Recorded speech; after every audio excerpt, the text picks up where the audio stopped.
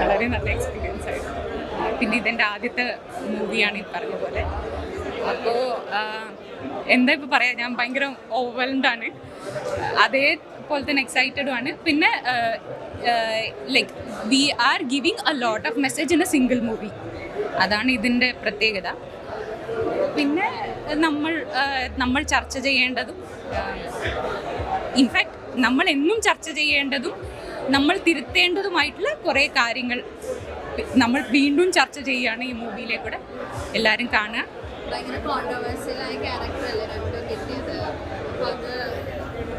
Controversy is something which people creates. That is what I think. It's in everybody's mind. So controversial ഒന്നുമല്ല, but definitely it should be talked and discussed. പക്ഷെ ഇപ്പോഴത്തെ സമൂഹത്തിൽ ഏറ്റവും പ്രശ്നമുള്ള രണ്ട് സംഭവങ്ങൾ മതവും ജാതിയും. അപ്പൊ ഈ നിഴൽവ്യാപാരികൾ രണ്ടും മൂവീസും സ്വാലിഹാണെങ്കിലും നിഴൽവ്യാപാരനെ രണ്ടും ഈ ടോപ്പിക്. മതം എന്നുള്ളത് ഒരിക്കലും മനുഷ്യനെ അടിച്ചമർത്താനോ തളർത്താനോ ഉണ്ടാക്കിയിട്ടുള്ള ഒരു കാര്യമല്ല. But there are a group of people among every religion who creates അങ്ങനത്തെ ഒരു നെറേറ്റീവ് ഉണ്ടാക്കുന്ന ആൾക്കാരുണ്ട്. അവരെയാണ് നമ്മൾ ഡിസ്കസ് ചെയ്തില്ല. It's not about any religion per se. എനിക്ക് തോന്നുന്നു ഈവൻ കാസ്റ്റ് എല്ലാം ഓരോരാളുടെ നെറേറ്റീവ്സ് ആണ്. ഓരോരാൾ നമ്മൾ ജനിക്കുമ്പോൾ തന്നെ നമുക്ക് ഫീഡ് ചെയ്ത് തരുന്ന കാര്യങ്ങളാണ്. നമുക്ക് ഇതിനെക്കുറിച്ച് നമുക്ക് പറയാം, അല്ലെങ്കിൽ ഡിസ്കസ് ചെയ്യാം. അതിലുപരി തിരുത്തേണ്ടതും, അത് ഇപ്പോൾ പറഞ്ഞ പോലെ തന്നെ തിരുത്താൻ അല്ലെങ്കിൽ തിരുത്തപ്പെടാൻ അല്ലെങ്കിൽ തിരുത്തിക്കൊള്ളാൻ ശ്രമിക്കേണ്ടതും നമ്മൾ ഉൾപ്പെടുന്ന സമൂഹമാണ്.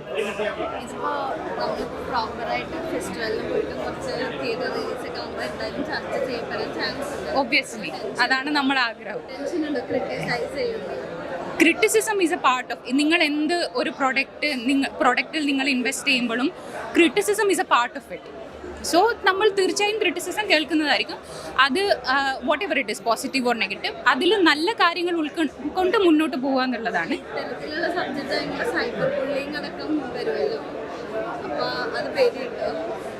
സി നമ്മളൊരു ഒരു ഒരു ഒരു സാധനത്തിൽ കമ്മിറ്റ് ചെയ്യുമ്പോൾ നമ്മൾ ഉദ്ദേശിക്കുന്നത് നമ്മൾ മനസ്സിലാക്കിയിട്ടുള്ളതും അല്ലെങ്കിൽ നമ്മൾ പറയാൻ ആഗ്രഹിക്കുന്നതുമായിട്ടുള്ള കാര്യങ്ങൾ കൃത്യമായി പ്രേക്ഷകരിലെത്തുക എന്നുള്ളതാണ്. അവരാണ് തീരുമാനിക്കേണ്ടത് ഇത് കോൺട്രവേഴ്ഷ്യൽ ആണോ അല്ല ഇത് ശരിക്കും എക്സിസ്റ്റ് ചെയ്യുന്ന ഒരു പ്രശ്നമാണോ. അപ്പോൾ അത് തീരുമാനിച്ച് അവർ തിരുത്താൻ ശ്രമിക്കുകയാണെങ്കിൽ വളരെ നല്ലത്. അല്ല അതൊരു കോൺട്രവേഴ്ഷ്യൽ ആയിട്ട് നമ്മൾക്കെതിരെയുള്ള ബുള്ളിങ് ആണെങ്കിൽ സോ ബി ഇറ്റ്. അതിൽ കൂടുതലൊന്നും നമുക്കൊന്നും ചെയ്യാൻ പറ്റില്ലല്ലോ.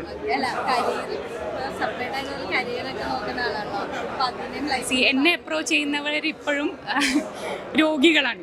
അവർക്ക് ഞാൻ ഏതെങ്കിലും ഒരു മതത്തിൻ്റെ വക്താവോ അല്ലെങ്കിൽ മറ്റൊരു കാസ്റ്റിൻ്റെ വക്താവോ ആയിട്ടല്ല അവരിപ്പോഴും എന്നെ അപ്രോച്ച് ചെയ്യുന്നത്. സോ എനിക്ക് തോന്നുന്നില്ല അവർ ഇനിയും എന്നെ അപ്രോച്ച് ചെയ്യുന്ന ആ ഒരു സമയത്തും അവരെന്നെ ഡോക്ടറായിട്ടല്ലാണ്ട് വേറെ എന്തെങ്കിലും ഭാഗമായി കാണും. ഏതായാലും പടം കണ്ടിറങ്ങിയതിൻ്റെ ഒരു ഹാങ് ഓവറിലാണ് നിഴൽ വ്യാപാരികൾ, മർച്ചൻസ് ഓഫ് ഷാഡോ. നിങ്ങളെല്ലാം കണ്ടില്ലേ ചിത്രം? അത് ശരിക്കും പറഞ്ഞാൽ ഇമോഷണലി ഒരു നല്ലൊരു കഥാപാത്രം, ഒരു ബോൾഡായ കഥാപാത്രമാണ്. ജാതി വ്യവസ്ഥയ്ക്ക് എതിരെയുള്ള ചിത്രം തന്നെയാണ്. അയ്യങ്കാളിയും അതുപോലെ തന്നെ നമ്മുടെ അംബേദ്കറും ഒക്കെ അനുഭവിച്ച യാതനകളാണ് ചിത്രത്തിലൂടെ വരച്ചു കാട്ടപ്പെടുന്നത്. എനിക്ക് സ്ക്രിപ്റ്റ് പറഞ്ഞപ്പോഴും അഭിനയിച്ചപ്പോഴും ഉണ്ടായിരുന്നതിനേക്കാൾ കൂടുതലായിട്ട് ഈ സതീഷിനോട് സ്നേഹിച്ചു തുടങ്ങി അപ്പോഴേക്കും ഞാൻ കഥാപാത്രം ചെയ്യുമ്പോൾ. അതുപോലെ സ്ക്രീനിൽ കണ്ടപ്പോൾ കൂടുതൽ ഈ മനുഷ്യൻ്റെ പിന്നാമ്പുറ കഥകളിലേക്ക് പോയി. അത് വെള്ളിത്തിരയിൽ വന്നപ്പോൾ നല്ല രീതിയിൽ അത് മേക്ക് ചെയ്തിട്ടുണ്ട്. പ്രത്യേകിച്ച് സംവിധായകൻ ഷാജു വാലപ്പനും അതുപോലെ സിദ്ദീഖ് പറവൂരും സംവിധായകൻ നിർമ്മാതാവുമാണ്. ഇവരൊക്കെയാണ് ഇങ്ങനെ ഒരു മുഴുനീള വേഷം എനിക്ക് തന്നിട്ടുള്ളത്. കാര്യം ഞാൻ പല ചിത്രങ്ങളിലും അഭിനയിച്ചിട്ടുണ്ടെങ്കിലും എനിക്ക് ഇത്രയും നായക വേഷം ത്രൂ ഔട്ട് ഇത്രയും ഒരു ബോൾഡായിട്ടൊരു എക്ടിക്ക ഒരു കഥാപാത്രം തന്നെയായിരുന്നു അത് ചെയ്തത്. ശരിക്കും സതീശൻ കുറേ നാൾ അഭിനയിച്ച് കഴിഞ്ഞപ്പോൾ എൻ്റെ മനസ്സിൽ നിന്ന് പോയില്ല. അത് അദ്ദേഹത്തെക്കുറിച്ച് പറയുമ്പോൾ തന്നെ സെൻറ്റിമെൻറ്റ്സ് എനിക്ക് സ്ക്രീനിൽ കണ്ടപ്പോൾ എനിക്ക് ഭയങ്കരമായിട്ട് തോന്നി. ഏതായാലും ഈ കഥാപാത്രം എല്ലാവരും കാണണം, ശ്രദ്ധിക്കപ്പെടണം എന്ന് വിശ്വസിക്കുന്നു. ഈ ഒരു ചിത്രം മുഖ്യ കഥാപാത്രം തിരഞ്ഞെടുക്കുമ്പോൾ എന്തൊക്കെ മാനദണ്ഡങ്ങളാണ് നിങ്ങൾ അങ്ങനെയൊന്നുമില്ല. ഇതിപ്പം ഈ ഒരു കഥാപാത്രത്തെക്കുറിച്ച് പറഞ്ഞപ്പോൾ ഡയറക്ടർ ഞാൻ ചോദിച്ചു, എന്നെ ഏൽപ്പിക്കാൻ നിങ്ങൾക്ക് ചങ്കൂറ്റുണ്ടോ എന്നാണ് ഡയറക്ടറോട് ചോദിച്ചത്. ഡയറക്ടർ ഷെജിൻ്റെ മാനറിസം വെച്ചിട്ട് എനിക്കിത് നിങ്ങൾ നന്നായി ചെയ്യുമെന്ന് എനിക്ക് തോന്നുക. ഞാൻ പറഞ്ഞു ഓക്കെ, 101% ഞാൻ തന്നിരിക്കും, തീർച്ചയായും ഏൽപ്പിച്ച് കഴിഞ്ഞാലെന്ന് പറഞ്ഞു. പക്ഷേ എന്തോ ഒരു ഇതിലങ്ങ് സംസാരിച്ചു. പക്ഷേ ഷൂട്ട് തുടങ്ങിയപ്പോഴാണ് ഈ ക്യാരക്ടറുടെ ഡെപ്തിലേക്ക് ഇറങ്ങി ചെന്നത്. ഓരോ ദിവസവും ഷൂട്ട് കഴിയുമ്പോഴേക്കാണ് അത് മനസ്സിലായത് എന്താണ് സതീഷൻ എന്താണെന്ന്. എന്തായാലും പ്രേക്ഷകർക്കും അത് ഇഷ്ടപ്പെട്ടു എന്നാണ് വിശ്വസിക്കുന്നത്. എൻ്റെ അഭിനയ ജീവിതത്തിൽ എനിക്ക് എപ്പോഴും ഓർത്തിരിക്കാൻ പറ്റുന്ന ഒരു കഥാപാത്രം തന്നെയാണ് ലഭിച്ചിരിക്കുന്നത് സതീഷൻ. തീർച്ചയായും ഫെസ്റ്റിവലിൽ പോകണം. നിരവധി മേളകൾ മത്സരിക്കേണ്ട ചിത്രമാണ്. മത്സര വിഭാഗത്തിലേക്ക് അയക്കുന്നുണ്ട്. അത് കഴിഞ്ഞ് ഞങ്ങൾ തിയേറ്റർ റിലീസാക്കും ചിത്രം. ഓ സന്തോഷം. ഞങ്ങളെ മീഡിയക്കാരിൽ എന്നും എൻ്റെ കൂടെ ഉള്ളത്. മീഡിയക്കാരുടെ സപ്പോർട്ട് ഉണ്ടാകണം തീർച്ചയായും. ഇത് ഞാൻ ചെയ്തിട്ടുണ്ട് പൊങ്കാലയിലൊക്കെ ശ്രീനിവാസിയുടെ ഒക്കെ, പക്ഷേ അതൊന്നും ത്രൂ ഔട്ട് ക്യാരക്ടറൊന്നും അല്ല. ഇത് ഇത്രയും ഒരു കഥാപാത്രം ഇങ്ങനെ കിട്ടിയിരിക്കുന്നത്. ചെയ്തിട്ടുണ്ട്. ഏണിയുണ്ട്, ഇനി യമഹ, അങ്ങനെയുള്ള പടങ്ങളൊക്കെ അഭിനയിച്ചിട്ടുണ്ട്. ഇപ്പോഴേ ഇറങ്ങാനുള്ളത്.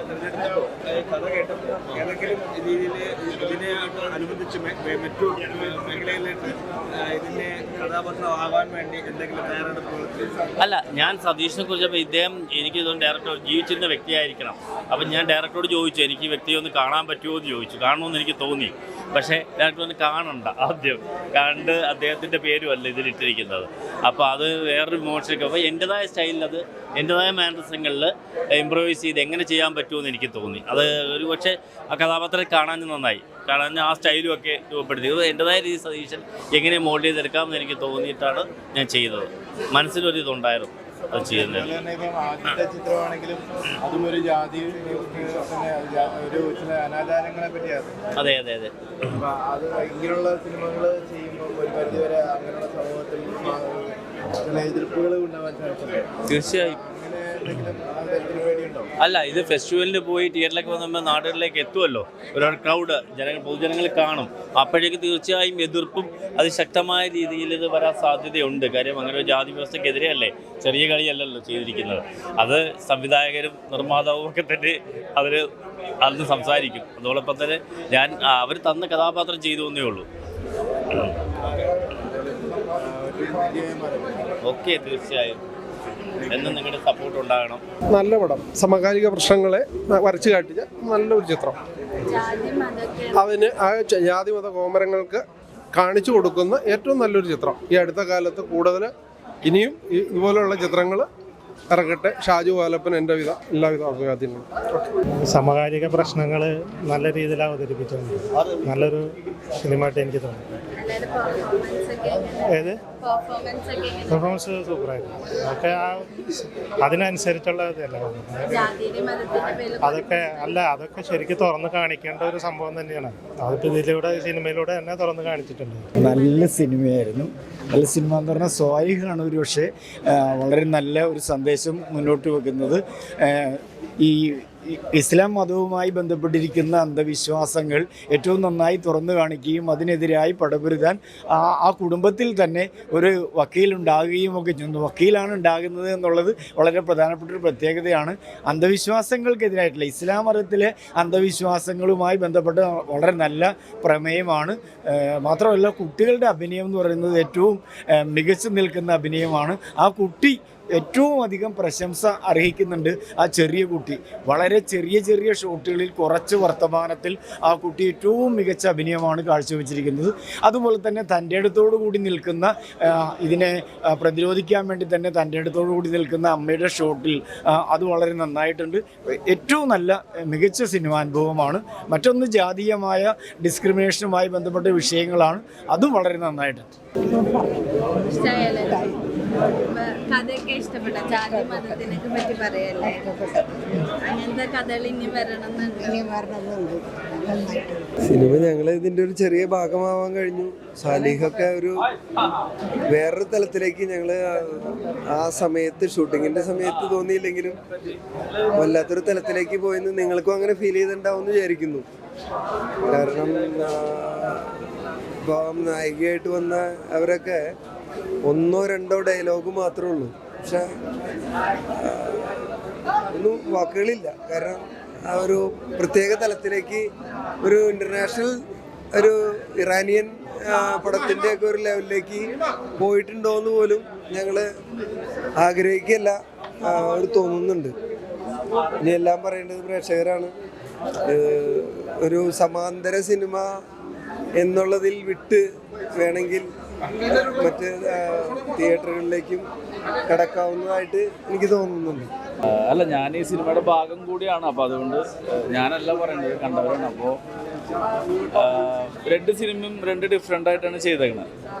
അപ്പോൾ ഇന്ത്യ മുഴുവൻ അല്ലെങ്കിൽ നമ്മുടെ നാട്ടിലോ അല്ലെങ്കിൽ നമ്മുടെ സംസ്ഥാനം മുഴുവൻ എങ്ങനെയാണെന്നൊന്നും പറയുന്നില്ല. പക്ഷെ ഇങ്ങനെയുള്ള ചില സ്ഥലങ്ങളുണ്ട്, അല്ലെങ്കിൽ ഇത്തരം രീതിയിൽ ജീവിക്കുന്ന അങ്ങനെ ഒരു സ്ഥലങ്ങളുണ്ട് നമ്മുടെ നാട്ടിൽ. എല്ലാം അങ്ങനെയാണെന്ന് ഞാൻ പറയില്ല. അപ്പോൾ അതിന് നേരെ പിടിച്ചൊരു കണ്ണാടിയാണെന്ന് വേണമെങ്കിൽ പറയാം. അപ്പോൾ നന്നായിട്ട് ചെയ്തിട്ടുണ്ട്. നിങ്ങളൊക്കെ കണ്ടില്ലേ? നിങ്ങളുടെ അഭിപ്രായമാണ് ഇത് വിലപ്പെട്ടത്. നമ്മളിതിൻ്റെ ഭാഗമായതുകൊണ്ട് നമ്മൾ അധികം പറയാനുള്ള കാര്യമില്ല. പക്ഷെ നല്ലൊരു വർക്കാണ്. അതിൻ്റെ ഭാഗമാവാൻ പറ്റിയതിൽ സന്തോഷം. അതിൻ്റെ ഡയറക്ടറും നമ്മുടെ പ്രൊഡ്യൂസർ വാലപ്പൻ ക്രിയേഷൻസ്, അപ്പോൾ അവർക്കൊക്കെ എൻ്റെ നന്ദി. വാലപ്പൻ ക്രിയേഷൻ്റെ ബാനറിൽ ഷാജു വാലപ്പൻ നിർമ്മിച്ച 2 സിനിമകൾ. ഒരു സിനിമ സിദ്ദിഖ് പറവൂർ സ്വാലിഹ് എന്ന ചിത്രം, രണ്ടാമത്തെ ചിത്രം നിഴൽ വ്യാപാരികൾ, ഷാജു വാലപ്പനാണ് സംവിധാനം ചെയ്തത്. 2 ചിത്രങ്ങളും നല്ല ചിത്രങ്ങളാണ്. അതിലൊരു സ്വാലിഹ് എന്ന ചിത്രത്തിൽ ഞാനൊരു കഥാപാത്രമാണ്, അശോകൻ എന്ന കഥാപാത്രം ചെയ്തിട്ടുണ്ട്. ഈ സമൂഹത്തിന് വളരെ പ്രചോദനകരമായ സംഭവങ്ങളാണ് പറഞ്ഞിട്ടുള്ളത്. ഒരു പടം നിഴൽ വ്യാപാരികൾ ജാതി വ്യവസ്ഥയെക്കുറിച്ച് പറയുകയാണെങ്കിൽ സ്വാലിഹ് ഈ മുസ്ലിം സമുദായത്തിലുണ്ടാകുന്ന അനാചാരങ്ങളെക്കുറിച്ചാണ് പറയുന്നത്. അപ്പോൾ എല്ലാവരും സിനിമ കാണണം, പ്രോത്സാഹിപ്പിക്കണം. നന്ദി, നമസ്കാരം. ഒരു പടത്തിന് ചുമ്മാ വിളിക്കില്ല നമുക്കറിയാം, വിളിച്ചപ്പോഴേ പറയുള്ളൂ.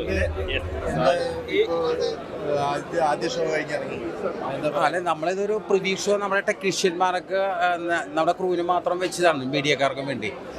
സിനിമയുടെ ഒരു കുറച്ചുകൂടി സാങ്കേതിക ഇത് തീർത്തിട്ട് ഞങ്ങൾ ഫെസ്റ്റിവലിലേക്ക് പോകുന്നു. അതിനുശേഷം ഞങ്ങൾ റിലീസ് ചെയ്യും പടം. അപ്പോൾ അത് ഫെസ്റ്റിവലാണ് നമ്മൾ ബേസ് ചെയ്യുന്നത്. കാരണം ഈ സിനിമയിൽ ഇപ്പോൾ മമ്മൂട്ടി മോഹൻലാലൊന്നും ഇല്ലാത്തതുകൊണ്ട് ഈ ലോകമായിരുന്നു ഓടൂലല്ലോ. അപ്പോൾ നമ്മുടെ ഒരു സിനിമാ സാക്ഷരത കുറഞ്ഞ ഒരു ജനവിഭാഗം താമസിക്കുന്ന ഒരു പ്രദേശമാണിത്. അപ്പോൾ ഫെസ്റ്റിവലിൽ നമുക്ക് എൻട്രി കിട്ടുമെന്നൊക്കെയാണ് പ്രതീക്ഷ. ഞങ്ങൾ IFFK അയച്ചിട്ടുണ്ട് പടങ്ങൾ. അപ്പോൾ അതിൽ എൻട്രി കിട്ടുമെന്നുള്ളൊരു പ്രതീക്ഷയുണ്ട്. കാരണം ഇത്തരം പടങ്ങളാണല്ലോ കാണണം എന്നുള്ളതിന് ഫെസ്റ്റിവലുകൾ മാത്രം നമുക്ക് ആശ്രയിക്കാൻ പറ്റുള്ളൂ ആദ്യം. അപ്പോൾ അതിലൊരു പ്രതീക്ഷയുണ്ട്. ഒരു സംവിധായകൻ എന്നുള്ള നിലയിൽ ഒരു ജാതി വ്യവസ്ഥയെ വരച്ചു കാട്ടാൻ എത്രത്തോളം ഇതിൽ സ്വാധീനം ചെലുത്തിയിട്ടുണ്ടെന്നാണ് അങ്ങയുടെ 2 പടത്തിൻ്റെ സ്ക്രിപ്റ്റ് ഞാനാണ്. അപ്പോൾ ഈ മെർച്ചൻ്റ് ഓഫ് ഷാഡോ എന്ന് പറയുന്ന പടം ഡയറക്റ്റ് ചെയ്തിരിക്കുന്നത് ഷാജു വാലപ്പൻ. അതൊരു പ്രഥമ സംഭവം. മറ്റേ സാലിഹ് എന്ന് പറഞ്ഞ സിനിമ അതിൻ്റെ സ്ക്രിപ്റ്റും ഡയറക്ഷനും ഞാൻ തന്നെ. രണ്ടും ജാതി വ്യവസ്ഥയെ കാണിക്കുന്ന ഒരു തീമാണ്. ജാതി വ്യവസ്ഥയല്ല, മറ്റേതെന്ന് വെച്ചിട്ടുണ്ടെങ്കിൽ സമൂഹത്തിൽ 2 നിൽക്കുന്നത് അന്ധവിശ്വാസങ്ങളും ഇപ്പം നമ്മൾ മറ്റവൻ നമ്മളെക്കാൾ താഴ്ന്നതാണെന്നുള്ള ചിന്താഗതി.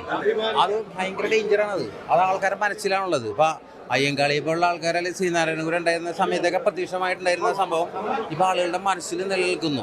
അപ്പോൾ അതില്ലായ്മ ചെയ്യേണ്ടത് കേരളം പോലുള്ള ഒരു നവോത്ഥാനം കടന്നു പോകുന്നൊരു സ്ഥലം എന്നൊക്കെയുള്ള രീതിയിൽ വളരെ ആവശ്യമായിട്ടുള്ളൊരു കാര്യമായിട്ട് എനിക്ക് തോന്നിയത്. അപ്പോൾ അങ്ങനെ അതിൻ്റെ സ്ക്രിപ്റ്റ് എഴുതുന്നത്. അപ്പോൾ ഈ ഷാജു വാലപ്പനെ നമ്മൾ കണ്ടപ്പോൾ പുള്ളിക്ക് അത് ഭയങ്കര ഇഷ്ടമായത്. അതൊക്കെ ഒരു സന്ദേശം എന്നുള്ളതിൽ പുള്ളി ചാരിറ്റിയുടെ ഭാഗമായിട്ടൊക്കെയാണ് ഈ സിനിമ നിർമ്മാണത്തിന് വരുന്നത്. അപ്പോൾ ജനങ്ങൾക്ക് ഒരു നല്ല സന്ദേശം കൊടുക്കുന്നതിൻ്റെ ഭാഗമായിട്ടാണ് ഷാജു വാലപ്പൻ ഈ സിനിമ നിർമ്മിക്കാനും സംവിധാനം ചെയ്യാനുമായിട്ട് തയ്യാറായി. നമസ്കാരം. വളരെയധികം സന്തോഷം തോന്നുന്ന നിമിഷങ്ങളാണ് ഇതൊക്കെ. ഇപ്പോൾ സിദ്ദിഖും ഞാനും ഒന്നിച്ച് വളരെ ചുരുങ്ങിയ സമയം കൊണ്ടാണ് ഈ സിനിമ രണ്ടും നിർമ്മിച്ചത്. കേരള ഫിലിം ഇൻഡസ്ട്രി തന്നെ ഇത് ആദ്യമായിട്ടാണ് 2 സിനിമ ഒരേ സമയം ഒരേ ലൊക്കേഷനിൽ ഒരേ ക്രൂസിൽ ഉപയോഗിച്ചുകൊണ്ട് വളരെ ചുരുങ്ങിയ സമയം കൊണ്ട് ചെയ്ത് തീർത്തത്. ഞങ്ങളൊരു സോഷ്യൽ മെസ്സേജ് ഇതിലൂടെ നടപ്പാക്കുകയാണ്. സത്യത്തിൽ നമ്മുടെ സ്വാമി വിവേകാനന്ദനും അയ്യങ്കാളിയും അല്ലെങ്കിൽ ഡോക്ടർ അംബേദ്കറും ഒക്കെ തുടങ്ങി വെച്ച ഇതെല്ലാം അതിൻ്റെ പൂർണ്ണതയിലെത്തിയില്ല എന്നുള്ളൊരു വിശ്വാസം ഞങ്ങൾക്കുണ്ടായിരുന്നു. ഞങ്ങൾ മുന്നേ പ്രസ് മീറ്റിൽ പറഞ്ഞിരുന്നു. അപ്പോൾ അതിൻ്റെ ഒരു കണ്ടിന്യൂവേഷൻ എന്ന നിലയ്ക്ക് ഞങ്ങളാൽ പറ്റാവുന്ന കാര്യങ്ങൾ ഞങ്ങളിപ്പോൾ ചെയ്യുകയാണ്. ഒരു ഫിലിമിൻ കൂടെ നമ്മുടെ സമൂഹത്തിൻ്റെ മുന്നിൽ ദൃശ്യാവിഷ്കരിക്കുകയാണ് ഇവിടെ ചെയ്തിട്ടുള്ളത്. അതിൽ ഞങ്ങൾ പൂർണ്ണരായി എന്നാണ് നമ്മുടെ വിശ്വാസം.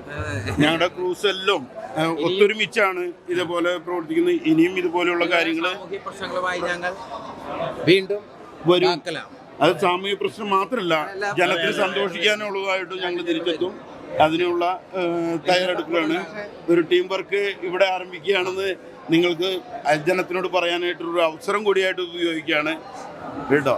പക്ഷേ ഈ കഥ സംസാരിച്ചപ്പോൾ പേടിയുണ്ടായിരുന്നില്ല? ഇപ്പൊ ജാതി വ്യവസ്ഥയെ പറ്റി, എന്ത് കാര്യം, വിഭാഗത്തിന്റെ അനാചാരങ്ങളെ പറ്റിയൊക്കെ സംസാരിച്ച് സിനിമ എടുക്കണം എന്നുള്ള പേടിയുണ്ടായിരുന്നില്ലേ? ഇതെല്ലാം ഒരു ബൂസ്റ്റിംഗ് ആണ്. നമുക്ക് എതിരെ തുഴയുമ്പോഴാണ് നമുക്ക് ശക്തി കൂടാനായിട്ട് പറ്റുള്ളൂ. നമ്മൾ ഒഴുക്കിനത് പോകണമെന്ന് വെച്ചാൽ നമ്മളെ ആരും ശ്രദ്ധിക്കപ്പെടില്ല, അല്ലെങ്കിൽ നമുക്ക് ആരോടൊന്നും മെസ്സേജ് കൊടുക്കാനോ അല്ലെങ്കിൽ നമുക്ക് ഒരാളെ പരിവർത്തനം നടത്താനോ സാധിക്കില്ല.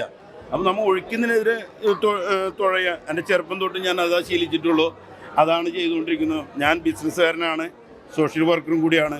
ഇതെല്ലാം ഒരു ധൈര്യമില്ലെങ്കിൽ ചെയ്യാൻ പറ്റാത്ത കാര്യങ്ങളല്ല. പുതുമുഖങ്ങളെ അണിനിരത്താനുള്ള ഒരു അത് ഞാൻ പറഞ്ഞല്ലോ. ഇപ്പോൾ ഞാൻ മുന്നേ എൻ്റെ ഒരു പടം ചെയ്തപ്പോഴും പറഞ്ഞിട്ടുണ്ട്, ഡോക്ടറുടെ മകൻ ഡോക്ടറും എഞ്ചിനീയറുടെ മകൻ എഞ്ചിനീയറും വക്കീലിൻ്റെ മകൻ വക്കീലിനാവുന്ന സ്ഥിതിയാണ്. അല്ലെങ്കിൽ മമ്മൂട്ടിയുടെ മകൻ വീണ്ടും ഫിലിം ഇൻഡസ്ട്രി, അല്ലെങ്കിൽ മോഹൻലാലിൻ്റെ മകൻ വീണ്ടും ഫിലിം ഇൻഡസ്ട്രി. സാധാരണക്കാരായ ഒരുപാട് കഴിവുള്ള ആൾക്കാരുണ്ട്. ഇപ്പം ഞങ്ങളുടെ തന്നെ നായകൻ PR-ആയിട്ട് വളരെയധികം വർഷം വർക്ക് ചെയ്തിട്ട് ആദ്യമായിട്ടാണ് നായിക വേഷത്തിലേക്ക് വരുന്നത്. അപ്പം അദ്ദേഹത്തിൻ്റെ കഴിവ് അദ്ദേഹം കൂടെ കാണിച്ചിട്ടുണ്ട്. ജനം പറയട്ടെ, എല്ലാവർക്കും അവസരം കൊടുത്തു കഴിഞ്ഞാൽ അവരെല്ലാം നല്ല സമൂഹത്തിൻ്റെ മുന്നിൽ നല്ല ആക്ടറും ആക്ട്രസ്സായി വരുന്നൊരു സംഭവമാണ്. അപ്പോൾ ഇതിനും ഒരു അവസരം കൊടുക്കാൻ, അതായത് സാമൂഹ്യ നന്മ അല്ലെങ്കിൽ ജീവകാരുണ്യം എന്ന് പറയുന്നത് പൈസ കൊടുക്കൽ അല്ലെങ്കിൽ ഡൊണേഷൻ കൊടുക്കൽ മാത്രമല്ല, കലാപരമായിട്ട് പിന്നിൽ നിൽക്കുന്നവരെയും സാമൂഹികമായിട്ട് പിന്നിൽ നിൽക്കുന്നവരെയും സ്പോർട്സ് രംഗത്തും ഒക്കെ ഏതെല്ലാം മേഖലകളിൽ പിന്നിൽ നിൽക്കുന്നവരെ മുന്നിലേക്ക് കൊണ്ടുവരുന്ന ഒരു സംവിധാനമായിട്ടാണ് ഞാൻ ഇതിനെ കണക്കാക്കുന്നത്. അപ്പോൾ എല്ലാവർക്കും മംഗളം ഉണ്ടാവട്ടെ എന്നാണ് എൻ്റെ പ്രാർത്ഥനയും ഞങ്ങളുടെ ടീമിൻ്റെയും പ്രാർത്ഥന. ഇതിലൊരു പ്രത്യേകത കൂടിയുണ്ട്. ഇതില് 2 വേഷങ്ങളിലും നായികയായിട്ട് ചെയ്യുന്ന ആൾക്കാരെ നിങ്ങൾ ഐഡന്റിഫൈ ചെയ്തിട്ടില്ലെന്ന് എനിക്ക് തോന്നുന്നു. രണ്ടിലും നായികയായിട്ടാണ്. ഞങ്ങൾക്ക് തന്നെ അത് തിരിച്ചറിയാൻ പറ്റുന്നില്ല. അപ്പൊ മീഡിയക്കാർക്ക് എങ്ങനെയാണെന്ന് എനിക്കറിയില്ല. കഥാപാത്രത്തെ വളരെ സമയത്തോടെ 2 വ്യത്യസ്തമായ സാധനങ്ങളാണ്. ജാനകി അമ്മ, നസീമ അറക്കൽ എൻ്റെ ആൻറ്റിയായിട്ടാണ് അഭിനയിച്ചത്. എനിക്കിതിനകത്ത് പറയാനുള്ളത്, ഞങ്ങളെല്ലാവരും തന്ത പൈബും തള്ള പൈബുമായിട്ട് സമ്മർദ്ദം അനുഭവിക്കുന്ന ഒരു സമയത്താണ് ഞങ്ങൾക്ക് ഇങ്ങനെയുള്ള ഒരു വേദി കിട്ടുക എന്ന് പറഞ്ഞാൽ വളരെ നല്ലൊരു അനുഭവമായിരുന്നു. ആദ്യമായിട്ടാണ് ഞാനിങ്ങനെ ഒരു എക്സ്പീരിയൻസ് എനിക്ക് കിട്ടുന്നത്. ഞാൻ എഡ്യൂക്കേഷൻ ആൻഡ് വെൽനസ് ആണ്. ഞാൻ 10 വർഷമായിട്ട് early childhood education and care രംഗത്ത് നിൽക്കുന്ന ഒരു സംരംഭകയാണ്. എനിക്കും ഇന്ന് അത് എന്നെ വിളിച്ചതാണ്. കാരണം ഞാനൊരു ആകുന്ന വിധത്തിൽ സോഷ്യൽ മീഡിയ ഉപയോഗിക്കുന്ന ആളാണ്. നസീമ മസ്കറ്റ് എന്ന് പറഞ്ഞിട്ട് എനിക്കൊരു പേജുണ്ട് ഫേസ്ബുക്കിൽ. പിന്നെ നസീമ അറിക്കൽ എന്ന് പറഞ്ഞിട്ടൊരു ഇൻസ്റ്റാഗ്രാം പേജുണ്ട്. അതിലൊക്കെ എനിക്ക് വോയിസ് ഔട്ട് ചെയ്യാനുള്ളത് എന്നാലാകുന്ന രീതിയിൽ ഞാൻ ചെയ്യാറുണ്ട്. അപ്പോൾ നമുക്കറിയില്ല നമ്മൾ ആരൊക്കെ കാണുന്നുണ്ട്, കേൾക്കുന്നുണ്ട്, ശ്രദ്ധിക്കുന്നുണ്ട് എന്ന്. അതാണ് എനിക്ക് പറയാനുള്ളത്. കാരണം ഇന്ന് ലോകം ഒരുപാട് മാറിയിരിക്കുന്നു. പണ്ടൊക്കെ അപരനാമങ്ങൾ വെച്ചൊക്കെ കവിത എഴുതിയിരുന്ന കാലത്ത് ഇന്ന് എല്ലാവർക്കും അവരവരുടെ പേരിലും അവരവരുടെ ഐഡൻറ്റിറ്റി വ്യക്തമാക്കിക്കൊണ്ട് നമുക്ക് പറയാനുള്ളത് പറയാം. കാരണം നമുക്ക് ജീവിതത്തിൽ ഒറ്റ ജീവിതമേ ഉള്ളൂ. അതിൽ first we are learning, then we are earning, then we are returning.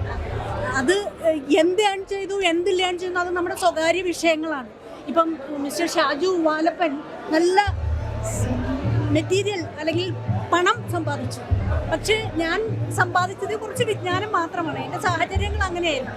പക്ഷേ ഇത് രണ്ടും കൂടി യോജിച്ചപ്പോൾ ഈ സിനിമയിൽ ഒത്തിരി സന്ദേശങ്ങൾ, അതിന്ന് അനിവാര്യമായ സന്ദേശങ്ങൾ പുതുതലമുറയ്ക്ക്, ഈ അതിന് മുമ്പുള്ള തലമുറയുമായിട്ടുള്ള ഒരു കണക്ടിവിറ്റി നഷ്ടപ്പെട്ടിരിക്കുന്ന ഒരു കാലമാണ്. അപ്പോൾ അവിടെയൊക്കെ ഒരു പാച്ചപ്പ് ആവശ്യമുണ്ട്. എവിടെയൊക്കെ ഒരു ഗ്യാപ്പ് വന്നിട്ടുണ്ട്. ആ ഗ്യാപ്പൊക്കെ ഒന്ന് മാറ്റുന്ന രീതിയിലുള്ള സന്ദേശങ്ങൾ. ഇപ്പം ഞങ്ങളൊക്കെ അഭിനയിച്ചിട്ട് പോകുമ്പോൾ ആ ഭാഗം മാത്രമേ അറിയുള്ളൂ. ഇന്നൊരു സിനിമയായിട്ട് അത് കണ്ടപ്പോൾ എനിക്ക് തോന്നുന്നു ഞാൻ ഉദ്ദേശിച്ചതിനേക്കാൾ ഒരുപാട്. I am so grateful to Shri Siddique Paravur and Shri Shaju Valappan for choosing me for this, because this is my heart. Thank you. Shri Shaju വാലപ്പനും എസ് പിയും ചേർന്ന് 2 സിനിമകളാണ് ഒരേ സമയത്ത് ഇവിടെ പ്രേക്ഷകർക്കായിട്ട് നൽകിയിട്ടുള്ളത്. 2 സിനിമകളും വലിയ നിലയിലുള്ള വലിയ മൂല്യങ്ങളുള്ള സിനിമകളാണ്. നമ്മുടെ കാലഘട്ടത്തിൽ എല്ലാ ആളുകളും ഇത്തരത്തെ കാര്യങ്ങളൊക്കെ മനസ്സിലാക്കിയിരിക്കേണ്ടത് ആവശ്യമാണ്. ഇപ്പോൾ നമ്മുടെ നാട്ടിൽ ജീവിക്കുന്ന ചെറുപ്പക്കാർക്ക്, വിദ്യാർത്ഥികൾക്ക്, ഒരു പരിധിവരെ തലമുതിർന്ന ആളുകൾക്കും ഇത്തരത്തിലുള്ള പല കാര്യങ്ങളും കാര്യമായിട്ട് മനസ്സിലാക്കാൻ കഴിഞ്ഞിട്ടില്ല. 19-ാം നൂറ്റാണ്ടിലെ കാര്യങ്ങൾ അല്ലെങ്കിൽ 20-ാം നൂറ്റാണ്ടിലെ ആദ്യ കാലഘട്ടത്തിലെ കാര്യങ്ങളൊക്കെ തന്നെയും ഇപ്പോഴും പലതും അങ്ങനെയൊക്കെ തുടരുന്നുണ്ട് എന്നുള്ളതാണ് ഒരു യാഥാർത്ഥ്യം. ആ പച്ചയായ യാഥാർത്ഥ്യം, ഈ ഒരു വേർതിരിവ്, സമൂഹത്തിലെ ആളുകൾ തമ്മിലുള്ള വേർതിരിവ്, ജാതിയുടെയും മതത്തിൻ്റെയും പേരിലൊക്കെ ഉണ്ടാകുന്ന പ്രശ്നങ്ങൾ, അല്ലെങ്കിൽ സാമ്പത്തിക പ്രശ്നങ്ങൾ വരുമ്പോൾ ഉണ്ടാകുന്ന വേർതിരിവ്, അത് വളരെ പച്ചയായി തൻ്റെ ഇടത്തോടു കൂടിയാണ് സമൂഹത്തിലേക്ക് ഇവർ അവതരിപ്പിച്ചിട്ടുള്ളത്. 2 സിനിമയിലൂടെയും വളരെ കാര്യമാത്ര പ്രസക്തമായിട്ടുള്ള സന്ദേശമാണ് നൽകിയിട്ടുള്ളത്. ഇത് കുറച്ച് ധൈര്യം കൂടി വേണമെന്നാണ് എൻ്റെ ഒരു അഭിപ്രായം. ഇത് നാളുകളിൽ ഏത് തരത്തിലാണ് വിമർശിക്കപ്പെടുക എന്ന് എനിക്കറിയില്ല.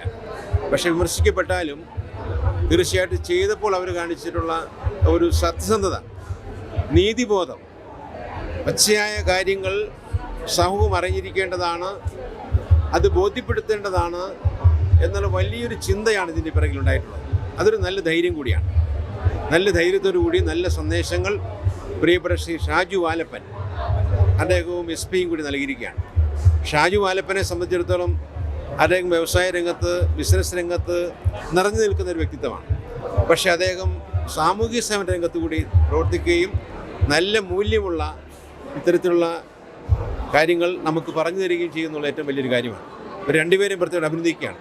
അതോടൊപ്പം തന്നെ ഈ 2 സിനിമയിലും അഭിനയിച്ചിരിക്കുന്ന കഥാപാത്രങ്ങൾ വളരെ നന്നായി അവരുടെ ആ ജോലി അവർ ചെയ്തിരിക്കുകയാണ്.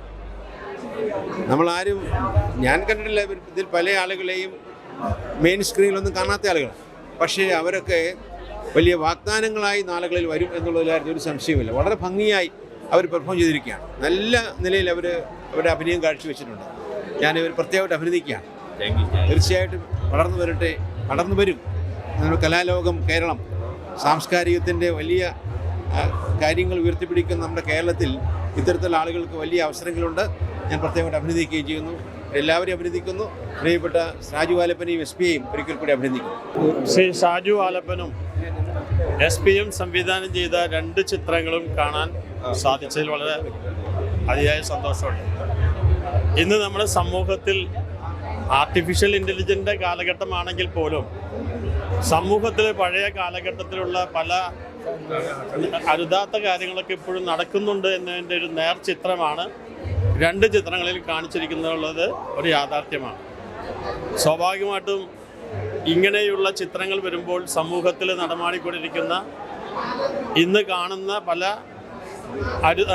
അരുതായ്മകൾക്കൊക്കെ ഒരു പരിഹാരം കാണാൻ പറ്റാവുന്ന രീതിയിലുള്ളൊരു നല്ലൊരു സന്ദേശമാണ് ശ്രീ ഷാജു വാലപ്പനും ശ്രീ എസ് പിയും കൂടി സമൂഹത്തിന് നൽകിയിരിക്കുന്നത്. അവരെ എത്രമാത്രം പ്രശംസിച്ചാലും മതി വരില്ല. നാളെ വളർന്നു വരുന്ന തലമുറയ്ക്ക് ഈ സന്ദേശം ഒരു പ്രചോദനമാകട്ടെ എന്ന് ആത്മാർത്ഥമായി ആഗ്രഹിക്കുന്നു, ആശംസിക്കുന്നു.